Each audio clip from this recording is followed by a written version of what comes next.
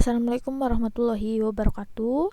Salam sejahtera untuk kita semua. Untuk materi bahasa Indonesia hari ini saya akan membahas tentang sejarah bahasa Indonesia ya. Ini ada data pribadi saya, barangkali ada yang belum kenal. Nama saya Istiana Kusumastuti ya. Saya ada di Prodi Magister Kesehatan Masyarakat. Kemudian ini ada evaluasi pembelajaran. Nah, mohon diingat-ingat ya, kalau kehadiran itu 10%, kemudian tugas individu itu 10%, kemudian tugas kelompok itu 15%, kemudian ada UTS itu 30% ya, lumayan besar, dan UAS itu 35%. Ya. Jadi kalau misalkan ada UTS, UAS itu mohon dikerjakan sebaik mungkin karena di sini nilainya cukup besar. Nah, sebelum memulai, diharapkan setelah mengikuti kuliah ini, mahasiswa diharapkan mampu menggunakan bahasa Indonesia dengan baik dan benar secara lisan dan tertulis. Ya, tujuan pembelajaran ini yaitu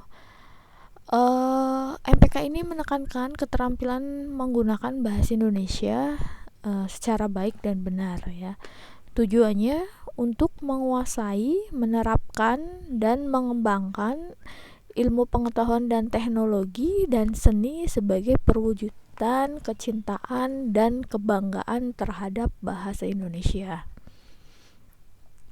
Adapun visi dan misinya itu mata kuliah bahasa Indonesia yaitu menjadikan bahasa Indonesia sebagai salah satu instrumen pengembangan kepribadian manusia menuju terbentuknya insan terpelajar yang mahir berkomunikasi dalam bahasa Indonesia.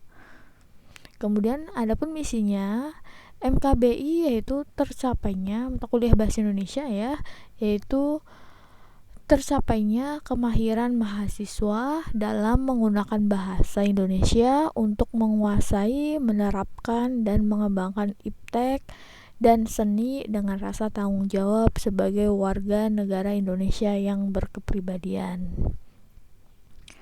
Ada kompetensi bahasa Indonesia ya, itu menjadikan mahasiswa sebagai ilmuwan yang profesional dan memiliki pengetahuan serta sikap positif terhadap bahasa Indonesia sebagai bahasa negara dan bahasa nasional. Adapun standar kompetensinya itu mahasiswa mampu menggunakan bahasa Indonesia untuk mengungkapkan pikiran, gagasan, dan sikap ilmiah ke dalam berbagai bentuk karya ilmiah yang berkualitas baik tertulis maupun lisan. Ya. Ini sama ya kompetensinya, lanjutannya kompetensi yang ditargetkan adalah kecakapan berkomunikasi profesional dan difokuskan kepada kemampuan menulis karya ilmiah. Jadi nanti kita fokuskan ke bahasa Indonesianya, fokusnya ke kemampuan menulis karya ilmiah ya.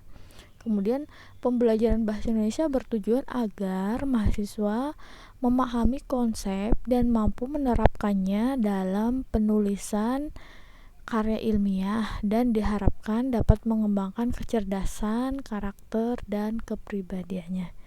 Ini adalah kompetensi kita belajar bahasa Indonesia.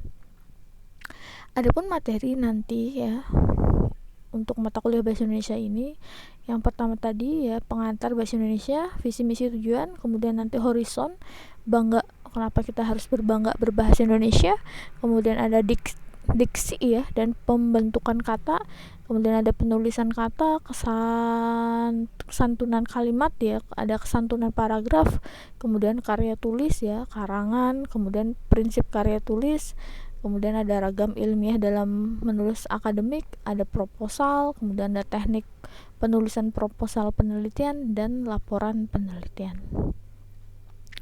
Kita akan masuk ke sejarah singkat kedudukan dan fungsi bahasa Indonesia. Nah, apa itu bahasa ya? Kemudian bahasa apa saja yang sudah kalian kuasai? Kemudian seberapa dekatnya Anda dengan bahasa Indonesia? Apakah sudah sangat dekat atau masih pakai bahasa daerah? Jadi mata kuliah bahasa Indonesia ini ternyata sejak tahun 2002 itu kuliah bahasa Indonesia itu menjadi wajib bagi mahasiswa di perguruan tinggi. Ya. Kemudian ada Undang-Undang Nomor 20 Tahun 2003 tentang Sisdiknas ya, dan PP Nomor 19 Tahun 2005. Kemudian ada SK Dirjen Dikti Nomor 43 Tahun 2006 sebagai landasan operasional bahasa Indonesia terkelompok dalam mata kuliah pengembangan kepribadian MPK dengan bobot 3 SKS, tapi kita cuma 2 SKS ya. Ya, jadi kenapa sih kita harus di kuliah harus ada bahasa Indonesia? Karena memang ada peraturannya ya. Kemudian ada surat Dirjen Dikti nomor 52 ya tanggal 27 Januari 2012 perihal publikasi karya ilmiah sebagai persyaratan bagi mahasiswa untuk bisa lulus program sarjana, magister, dan doktor ya. Isi surat yang ditujukan kepada rektor atau ketua direktur PTN ya, perguruan tinggi negeri atau perguruan tinggi swasta itu terhitung mulai kelulusan setelah Agustus 2012 diberlakukan ketentuan untuk lulus program sarjana itu harus menghasilkan makalah yang terbit pada jurnal ilmiah. Ya, jadi teman-teman yang nanti sarjana itu sebelum lulus itu harus menghasilkan makalah yang terbit pada jurnal ilmiah. Kemudian untuk lulusan program magister itu harus telah menghasilkan makalah yang terbit pada jurnal ilmiah nasional, diutamakan yang terakreditasi Dikti. Kemudian untuk lulusan doktor, program doktor ya harus telah menghasilkan makalah diterima untuk terbit pada jurnal internasional. Ya, kalau sarjana itu cuma makalah pada jurnal ilmiah ya. Kemudian kita masuk ke asal usul bahasa Indonesia. Ya. Sumber atau akar bahasa Indonesia adalah bahasa Melayu. Bahasa Indonesia yang kini kita gunakan sebagai bahasa resmi di negara kita itu berasal dari bahasa Melayu. Bahasa Melayu yang kita gunakan tersebut merupakan bahasa Melayu tua yang sampai sekarang masih dapat kita selidiki sebagai peninggalan masa lampau. Ya. Jadi bahasa Melayu pada masa itu disebut lingua franca ya, bahasa perantara untuk berbagai kegiatan yang ada di masyarakat. Contohnya seperti perdagangan dan kebudayaan ya. Pada masa lampau itu mereka perdagangan dan kebudayaan itu pakainya bahasa Melayu. Ya. Kemudian hal-hal diangkatnya bahasa Melayu menjadi bahasa Indonesia. Ya. Sejarah telah membantu penyebaran bahasa Melayu ya. Bahasa Melayu merupakan lingua franca di Indonesia ya. Bahasa perhubungan atau bahasa perdagangan dengan bantuan para pedagang. Bahasa Melayu ini disebarkan ke seluruh pantai Nusantara ya, terutama di kota-kota pelabuhan. Ya, bahasa Melayu menjadi bahasa penghubung antara individu. Itu pada zaman dulu. Kemudian bahasa Melayu mempunyai sistem yang sederhana. Ya, mudah dipelajari, tak dikenal tingkatan bahasa seperti dalam bahasa Jawa atau bahasa Bali ya. Atau perbedaan pemakaian bahasa kasar dan halus seperti dalam bahasa Sunda atau bahasa Jawa. Jadi kalau bahasa Melayu itu sederhana. Kalau bahasa Indonesia kan ada kalau bahasa Jawa itu kan ada yang halus, ada yang kasar ya. Kemudian dipergunakan sebagai bahasa pengantar pengajaran ya dalam bahasa media sastra pada zaman penjajahan Belanda. Ya, kemudian bangsa Jawa dan bangsa Sunda dapat menerima bahasa Melayu meski pemakaian kedua bahasa itu sudah meluas. Jadi zaman dulu itu pemakaian bahasa Indonesia dan bahasa Sunda itu sudah sangat meluas, namun mereka masih bisa ya menerima dengan bahasa Melayu karena mudah dipahami. Adapun fungsi bahasa Melayu yang pertama adalah kebudayaan ya. Jadi bahasa kedudukan ya, yaitu bahasa buku-buku yang berisikan, dulu tuh ada buku-buku yang berisikan aturan-aturan hidup dan sastra. Itu pakai bahasa Melayu ya. Kemudian bahasa perhubungan, yaitu lingua franca ya. Perhubungan itu lingua franca antara suku di Indonesia. Kemudian fungsi bahasa Melayu salah satunya ada perdagangan ya, terutama di sepanjang pantai tadi, baik bagi suku yang ada di Indonesia maupun bagi pedagang-pedagang yang datang dari luar Indonesia. Kemudian bahasa Melayu itu fungsinya itu adalah ternyata bahasa resmi kerajaan ya. Buktinya ada di mana? Buktinya itu tertulis yang menyatakan bahwa bahasa Melayu pernah dipakai di suatu daerah diketahui dari ditemukannya prasasti. Jadi ada prasasti ya. Ini ada prasasti Kedukan Bukit ya. Prasasti Kedukan Bukit itu di Palembang tahun 683 ya sampai 684 kalau nggak salah. Kemudian ada prasasti Kota Kapur ya. Kota Kapur itu ada di Bangka pada tahun 686 Masehi ya. Kemudian ada prasasti Karangbirahi ya pada tahun 688. Kemudian ada prasasti Gandasuli ya di Jawa, di Magelang pada tahun 832 Masehi, dan ada prasasti Bogor ya, itu di Bogor pada tahun 942 Masehi. Ya, ini yang mengatakan ini adalah prasasti-prasasti tadi ya. Kalau bahasa Melayu itu memang sudah dipakai pada zaman dulu. Kemudian ini ada peristiwa-peristiwa yang berkaitan dengan perkembangan bahasa Indonesia ya. Yang pertama pada tahun 1901 itu oleh Van Ophusen yang termuat dalam kitab Logat Melayu ya. Ejaan ini akhirnya disebut ejaan Van Ophusen ya. Kemudian beranjak pada tahun 1908 itu mulai ada pendirian Taman Bacaan Rakyat ya.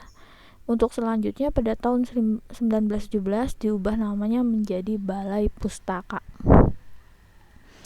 Kemudian pada tahun 1928 itu adalah peristiwa Sumpah Pemuda ya pada tanggal 28 Oktober yang diantaranya menetapkan bahasa Indonesia yang berasal dari bahasa Melayu sebagai bahasa nasional. Kemudian pada tanggal 25 sampai 28 ya, itu ada kongres bahasa pertama ya di Solo ya. Pertama di Solo ya, diingat-ingat. Kongres ini diadakan kalau nggak salah sebagai tindak lanjut dari Kongres Pemuda pada tahun 1928 ya. Jadi ini kelanjutan dari tadi Kongres 1928. Kemudian pada tanggal 18 ya Agustus 1945 itu diakui dalam Undang-Undang 45 bab ya 15 pasal 36 bahwa bahasa Indonesia adalah bahasa negara ya. Kemudian pada tanggal 19 Maret 47 ejaan kedua dimuat mengandikan sebelumnya. Tadi kan Van Ophusen ya diganti yaitu ejaan Republik atau ejaan Suwandi. Kemudian pada tanggal 16 Agustus 1972 ejaan yang disempurnakan udah mulai ada EYD ya diresmikan dan mulai diberlakukan secara resmi pada tanggal 31 Agustus 1972. Kemudian mulai ada Kongres Bahasa Indonesia ke-6 berhasil membentuk Kamus Besar Bahasa Indonesia, kemudian Tata Bahasa Baku Bahasa Indonesia. Kemudian ada fungsi bahasa ya. teman-teman bisa dibaca. Fungsi bahasa di sini ada pengertian dulu. Bahasa adalah ucapan atau tulisan verbal untuk menyatakan dan mengungkapkan sebuah ide atau gagasan. Ya. Adapun 3 fungsi bahasa, yaitu yang pertama itu adalah sebagai ekspresi diri. Bahasa merupakan sarana untuk mengungkapkan segala sesuatu yang ada dalam diri seseorang, ya. Baik itu berbentuk perasaan, pikiran, gagasan, dan keinginan yang dimilikinya. Ya, itu adalah sebagai ekspresi diri. Ya, kemudian ada bahasa sebagai alat berpikir dan bahasa sebagai alat komunikasi. Ini nih. Ini ada bahasa sebagai ekspresi diri tadi ya. Bahasa berfungsi mengekspresikan suatu keadaan, kondisi diri manusia secara langsung, lisan maupun tidak langsung ya. Tulisan berupa perasaan dan aspirasi. Adanya bahasa verbal ini, seseorang dapat mengungkapkan apa yang ada dalam benak atau pikirannya. Ya, mengekspresikan diri ya.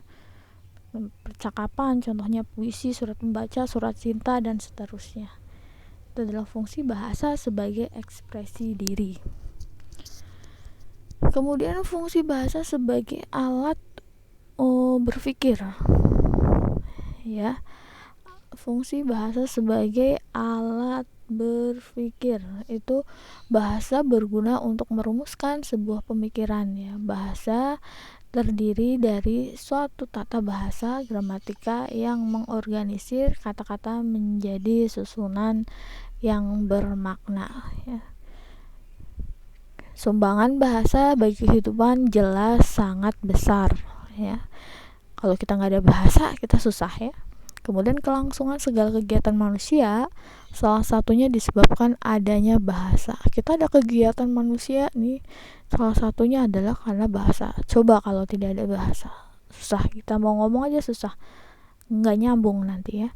Tanpa bahasa verbal ini, kita tidak bisa memiliki bayangan kehidupan seperti yang kita alami sekarang.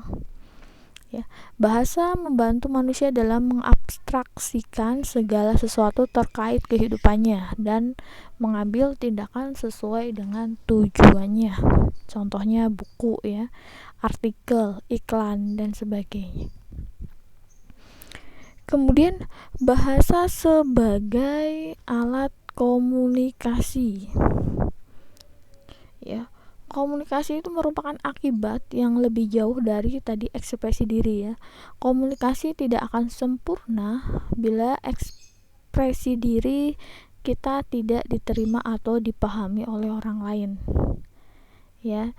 Jadi adanya tata bahasa gramatika dan kata-kata yang konstan maknanya dalam bahasa, maka bahasa verbal adalah satu-satunya sarana untuk berkomunikasi antar manusia. Ya, tadi bahasa membantu manusia tidak saja mengekspresikan, mengungkapkan dan alat berpikir ya, tetapi bahasa membuat manusia dapat memahami satu sama lain.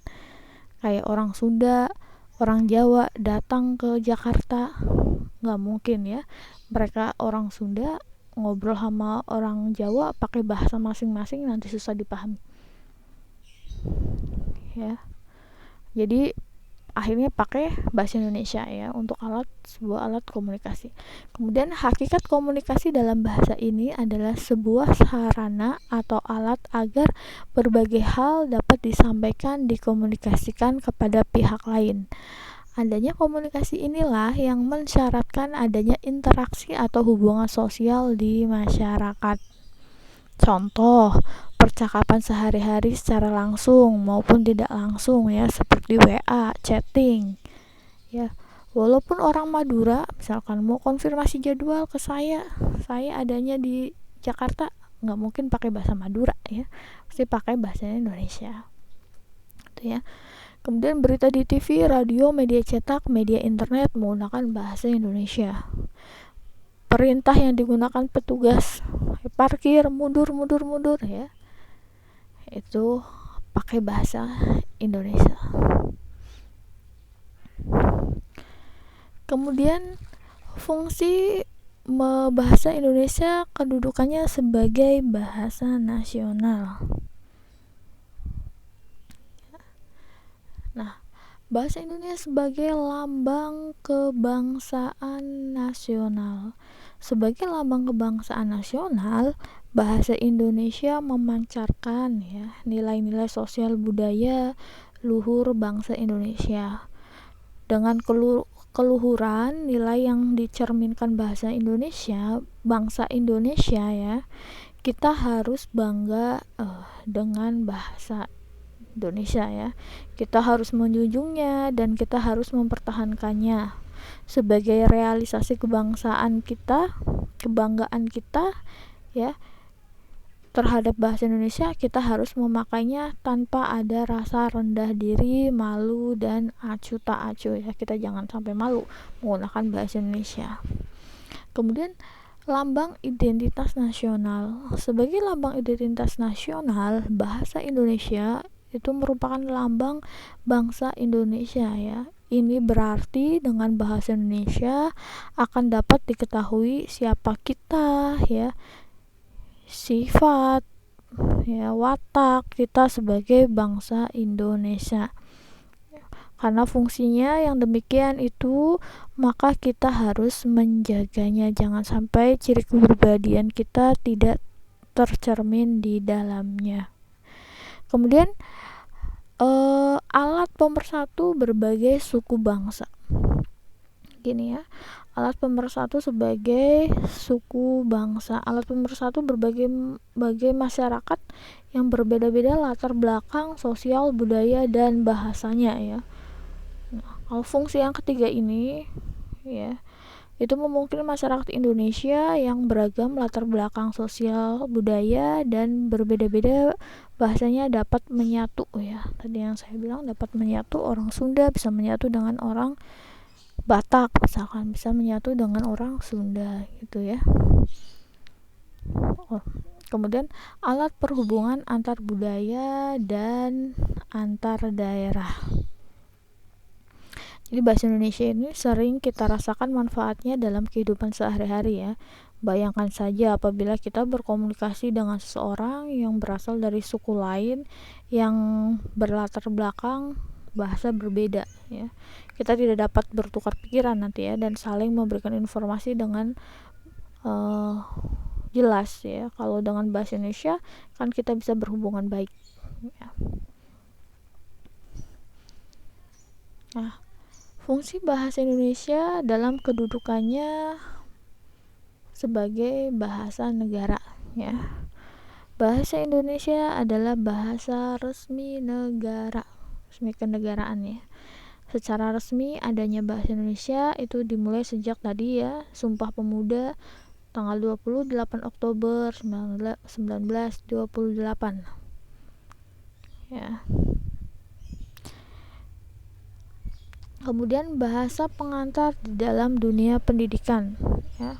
Kalau nanti kita kuliah itu kita pakai bahasa Indonesia, karena kan kita berbeda-beda ya, berbeda-beda dari suku yang berbeda ya, dari tempat yang berbeda, dengan bahasa-bahasa daerah yang berbeda berkumpul menjadi satu. Nggak mungkin ya kita pakai bahasa daerah, kita pasti pakai bahasa Indonesia. Kemudian sebuah alat perhubungan pada tingkat nasional untuk kepentingan perencanaan dan pelaksanaan pembangunan nasional serta kepentingan pemerintahan. Kemudian alat pengembangan kebudayaan dan ilmu pengetahuan dan teknologi ya.